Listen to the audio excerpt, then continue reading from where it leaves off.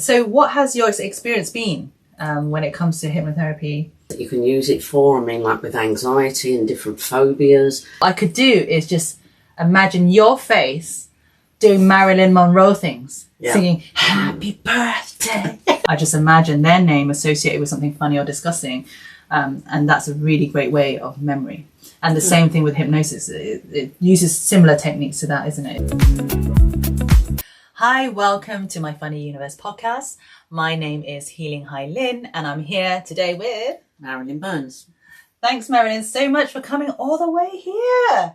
You've travelled quite far, haven't you? Yeah, from Romford, Essex. No, I feel so lucky. So the way I know Marilyn is because Marilyn and I have studied together. We do hypnotherapy and we have been buddies, hypnotherapy buddies, practicing on each other and learning from each other's experience.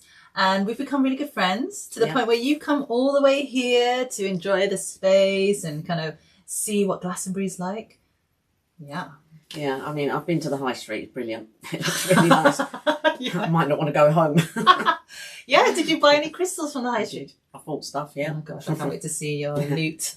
But amazing. So what brings you to hypnotherapy in the first place? Because I know that's how we met, but what was your journey to get here?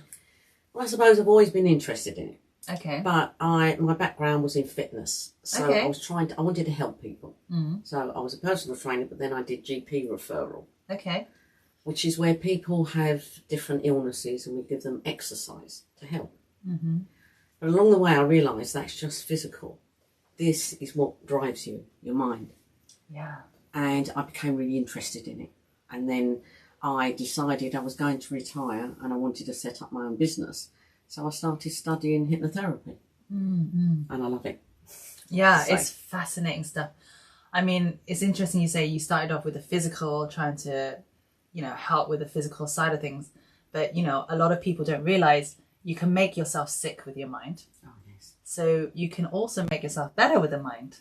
And a lot of people don't see that as a possible cure because a lot of the traumas and a lot of the things come from memory or perceptions of situations. Yeah. And when you address the perception or memory of the situation, that's through the mind, you can actually heal that side of things and you don't have to become all stressed and like constantly reliving the pain over and over again, causing your body to feel like it's, dying or kind of in survival, fight or flight mode, So hypnotherapy is healing the subliminal mind and the subconscious. So what has your experience been when it comes to hypnotherapy? Surprising in a way. Okay. As it's gone on, you learn more and more things that you can use it for. Like with anxiety and different phobias and different things that maybe you wouldn't have thought you could use it for, even certain illnesses. Not everything, but there's different ways. It's really the way you use it is fascinating, I think. The way you can speak to people and make them feel better and you realise that just one thing could have caused them to have a phobia or anxiety like for the rest of their life. Just one split second, one moment. And you can help by doing it, by using hypnotherapy to get them out of that. And so we're both trained by Paul McKenna as part of the Mind Valley course. And something that Paul McKenna's mentioned, which I think is really great, and Bruce Lee as well, says that what you say becomes a spell. It's like a spelling. It spells the truth because when you speak it, your mind then goes there first and your mind then visualizes what that is happening. And that's a mild version of manifestation in some ways. Speaking it, visualizing it, and then it becomes truth. So if you know whatever you speak becomes truth, then why don't you choose to speak more truths and visualizations that you want to happen? Because you can choose what you say. A lot of people feel like they can't choose what they say. It just comes out like habit. But I say with every muscle, you have to practice. And you can build that muscle of the muscle memory of being able to talk more positively in a way, or kind of like reaffirming positive traits or habits, or visualizing positive outcomes to overcome the negatives. Because a lot of people, when they have a scenario, like if there's a trauma that's happened, let's say for example grief is a good example. If you come from a place of a relationship breakup. You replay the negative images of what's happened. And I'll give you an example. Like I had a friend who worked here, and I saw him the other day, and he goes, "Oh, I've just broken up from my woman, and I'm so heartbroken." I was like, I feel the pain, because like I know that heartbreak, you feel it in the heart here, like it's heavy, it's like grief. And I was like, do you know what is really helpful? It's like at the moment you're hurting because you're lamenting and you're missing those things that you loved, yeah. But also at the same time, you're replaying what could have been better. What could you have done better? Like the regret, what was said, all the bad stuff. You're kind of like hating on the whole scenario. And that's where the hurt comes, because the hate, isn't it?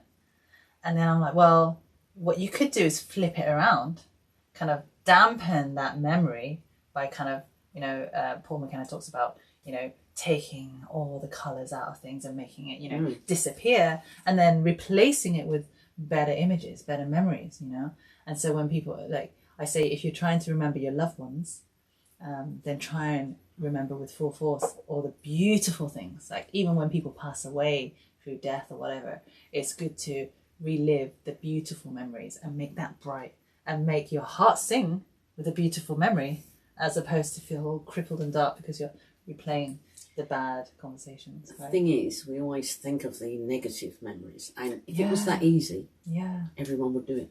They would just change the negative memories for the positive ones, and that's where hypnotherapy comes in, because you can do it for you. Speak to the subconscious mind, the unconscious. In the conscious mind, it's not happening. The mind just going and you don't have a chance, and so that all the bad memories come up. And if, as you said, it makes sense. But if people could do that, they would all do it. You wouldn't have any bad things, bad memories. And I want to point out that you shouldn't feel bad if you kind of think negatively a lot, because people are wired, their brain is wired 75% to think negatively. That's how we are actually, our default mode is to think 75% negatively. However, you can bypass that through hypnosis, for example. If you don't know how to bypass the 75% bias, you can use hypnosis and use, like you said, bypass the conscious brain and just talk directly to the subconscious, either listening to audio in the background or booking in a therapy with me or you or other hypnotherapists like that.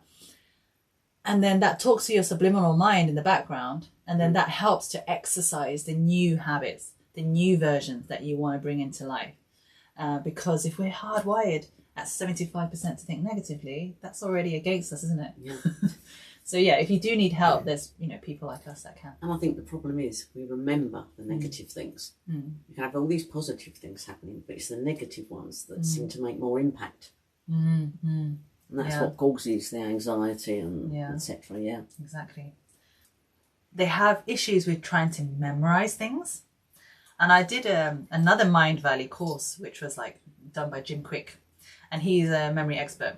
And one of his techniques about memory was, he said, in order to memorize somebody's name or memorize a topic or anything, you just need to, it's like an NLP technique as well.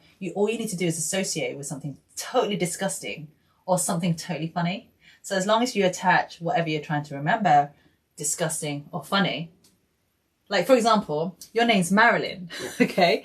And if for example I had loads of people that looked like you, it would be quite hard for me to remember another Marilyn, if there were many people that looked like you. But what I could do is just imagine your face doing Marilyn Monroe things, singing happy birthday. I just imagine their name associated with something funny or disgusting.